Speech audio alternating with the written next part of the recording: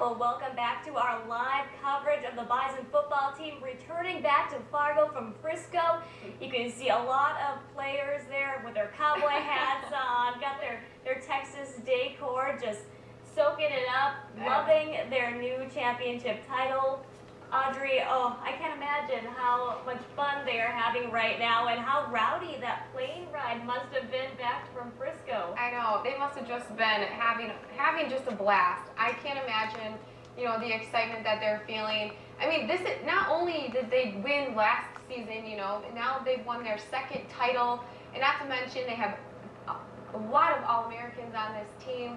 Right. It's something that the Bison Nation, Bison Pride, you know, has something to be very proud about. Right, and they are getting on these buses, and the plan is to, in a couple minutes, they will be heading down the road a few blocks to the Fargo Dome, where hundreds of fans are waiting out in the cold for their championship team, waiting to hear from them, waiting to see what they have to say, everything that happened down, and I'm sure they will be thanking the fans, because the fans have been a huge part of their whole... Exactly. Today, the attendance just for today's game, it was a total of 21,411 people, which I said earlier in the sportscast, but it was the largest crowd ever for an American football event at the FSC Dallas Stadium. So it's pretty amazing. And here's a look at some of the fans who weren't able to make it down to Frisco, but I'm sure they were watching this morning, cheering them on.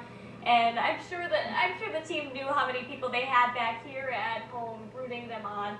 But oh, it's cold out, and everybody is just there to cheer on the team. And you know, the cold probably doesn't even matter. They're just probably having so much fun out there. Right. You know, and talking about the game, you know, kind of today, Brock Jensen was recognized as the most valuable player in this game today, and he also.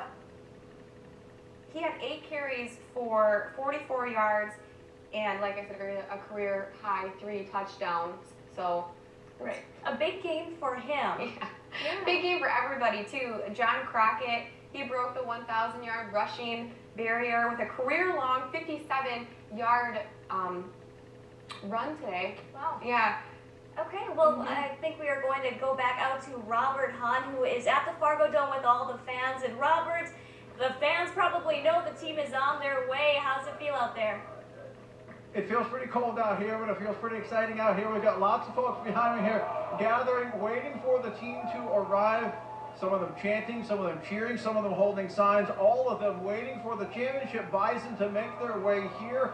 As we just saw just a moment ago, they are getting on the buses.